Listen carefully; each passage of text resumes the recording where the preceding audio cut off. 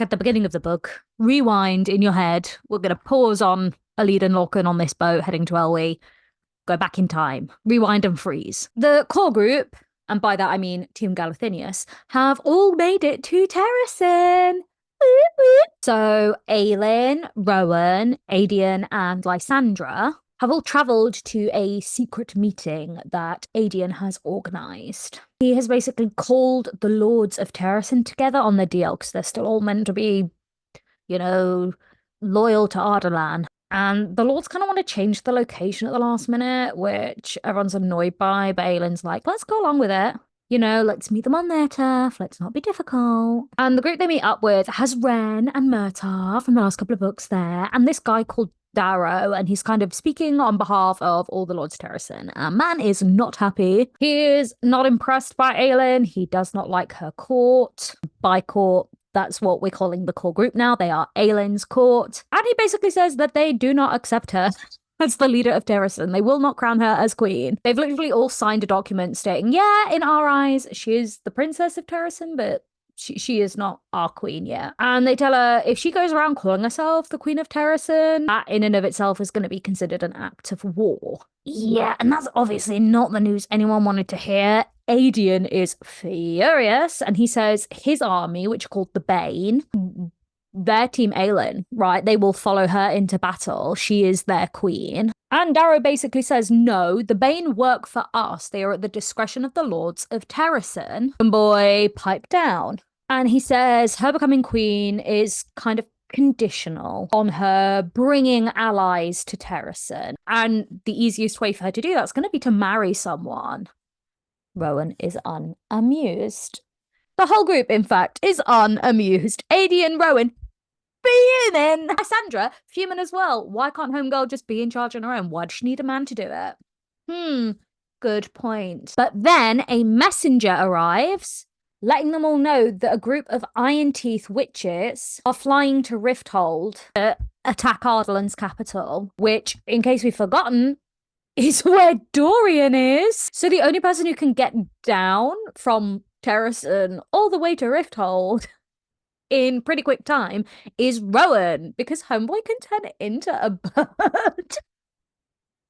He can turn into a hawk. That's his shape-shifting power. So Rowan turns into a bird and has to fly as fast as he can back to Rifthold, where they've all just travelled from, in the hope that he will get there in time to try and save Dorian's life. Whilst Rowan is going off on his rescue mission, Aelin's like, you go get Dorian, and when you find him, hop on a boat to this place pretty far away. A little group of islands you've never visited before. In fact, I think the only person around here who's visited this place is me. And the destination Aelin decides they're all going to meet up at again is none other than Skulls Bay.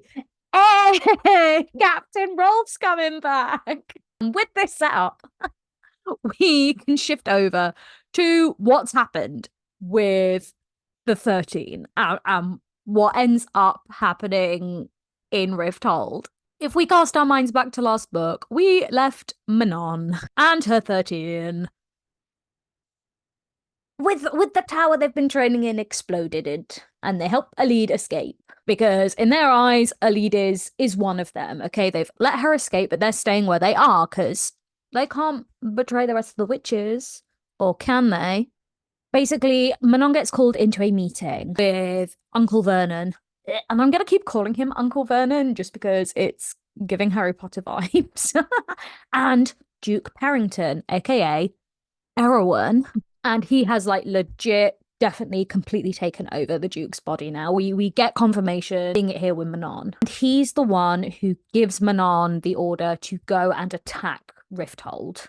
And he makes it very clear if Dorian survives, he wants Dorian brought to him. Fortunately or unfortunately, depending how you look at it, Manon knows Dorian. She's met him before, and he left quite the impression. In a roundabout way, she's kind of already saved his life once with her secret message. Can we just take a second to realise Chaol tried to find out if Dorian was still alive in the Valg-possessed shell of his body, and he didn't come out for Chaol. And then Aelin tried to do it, and he didn't come out for Aelin. So his two best friends couldn't see the real him trapped inside this body, but Manon could. Manon could.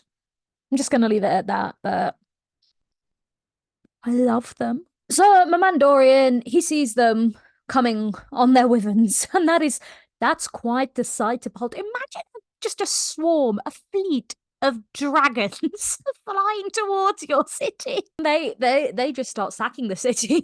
Several of them head towards obviously him and his tower. And Homeboy fights several witches. He's got magic now. Not that he knows how to use it, but he's also, trained in using a sword. He is a prince. But not to fear. This is where we get the girls coming through, okay? Because Manon's not going to let Dorian die. She saves Dorian's life and she's attacked. And we have a real, tense moment. I'm like, Manon, Manon. But Manon's not alone. And my girl, Astrid. This is where we get to see Astrid be really cool as well. Problem is, we have witches die. Rowan arrives, he's just late, and he gets to kill a few of the witches, and Manon and Astrid kind of let him do that. But as you've kind of had exemplified with the way Manon treats Aelin when she finds out that she's killed Baba Yellowlegs, being a witch killer is real bad in witch society. As we kind of know from Astrid's anecdote in Heir of Fire, it's really hard for witches to reproduce. They're pretty rare. And so killing one or two or several is real bad. And unfortunately, my girls are now witch killers. But they're ride or dies, no regrets. Except, kind of regrets. Because when they return to Morath, the three clans come together and they hold a trial over Dorian escaping and the other witches, dying. And they decide, look, Manon, you've really let us down. You have made mistakes. But they don't have any proof that Manon killed anybody. And she is kind of the heir to her family. And so all of the blame for the unalivings of the witches, that's put on Asterin. And Asterin is sentenced to death. Dun dun dun! I say that when you're reading the books for the first time, it really is, oh no. Oh no, we actually like Asterin. She's the good witch. And one of, in my mind, the most iconic visuals, it's taken like a screenshot in my head, is Asterin's execution. Because when she turns up, she's been beaten, she's all bloody, and their grandmother is basically going to let the other clans just kind of beat her to death. And Madame says, no, I am the leader of her coven. I want to exercise my right of execution. Basically, she's my witch. I get to kill her. And Manon's grandmother's furious because this is an act of mercy. Manon wants to prevent Asterin from pain. It's all set up to be like, this will actually kind of be a mercy killing. Better Manon do it than anyone else because she's going to make it quick. She's going to try and make it painless. Obviously, Manon's grandmother sees this as plain favoritism and weakness on Manon's part. Manon's way too easy on her coven members, even though she's totally not. We've seen her hit them and all sorts before. It's a really poignant moment because Astrid's about to be beheaded, and all she'd have to do in order to live is tell everyone the truth. Be like, actually, Manon did it. Manon's a witch killer. Essentially, if she betrayed a cousin, there's the chance that she could live. But my homegirl, she can't keep silent. Because she's not a snake. In fact, arguably, of everybody everywhere, no one loves Manon more than Astrid. And we're not even at that book yet, and I'm already on the verge of tears. And so when they're up there, Astrid and Manon, they're near each other, and all Astrid says is, bury my body near his. the farmer, like the hut that the farmer lived at, who she fell in love with, and she had the stillborn baby with, and who she never saw again. She's like, please just bury me near him. Oh, oh, and Manon draws Windcleaver. And that's the still. That's that little screenshot sits there of Manon looking into Astrid's eyes, and Manon has looked at the rest of the 13, and they're kind of in this moment of they've been questioning Manon, especially in regards to what was going on with the Yellowlegs women down in the dungeon. They've all had a bit of a wobble in their faith in her. So when you see the eye contact going on, you're thinking, oh my God, is it because they think she's going to do it? Do they believe she's going to kill Astrid? But obviously, my homegirl pulls up the sword, and instead of slashing down on Astrid, she spins and pivots and goes for her grandmother. Okay, so Manon attacks her grandma, and the others, and what's so cool is it shows how well they know Manon. As she spins and goes for the grandma, even Astrid on the ground, they leap up and they dive for the side of the cliff, right? They dive because all their wyverns are there. They're gonna escape.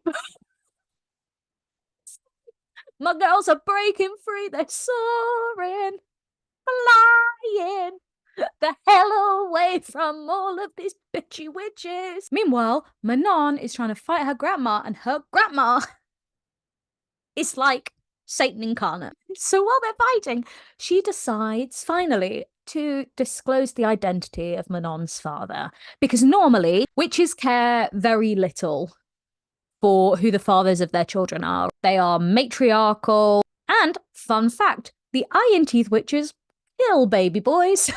They just don't want them. Turns out the Croken witches do not feel the same way, because the queen of the Croken witches, her son was Manon's father. Manon is the daughter of star-crossed lovers, the Croken Witch Prince and the Iron Teeth Blackbeak Princess.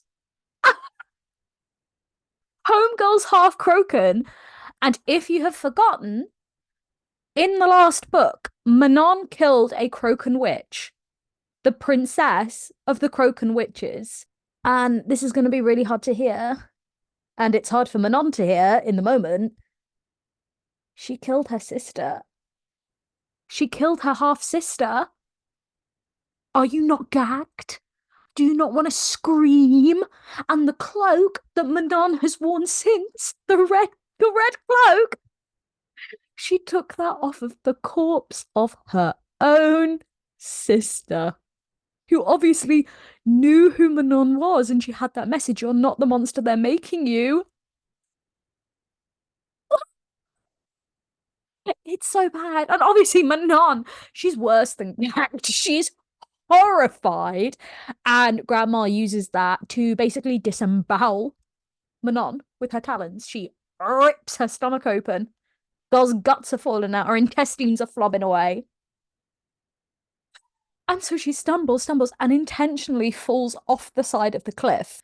Because as Homegirl is falling through the sky, obviously, my baby Abraxas is gonna make his appearance, and he scoops her up, and they fly off into the distance as she is bleeding to death.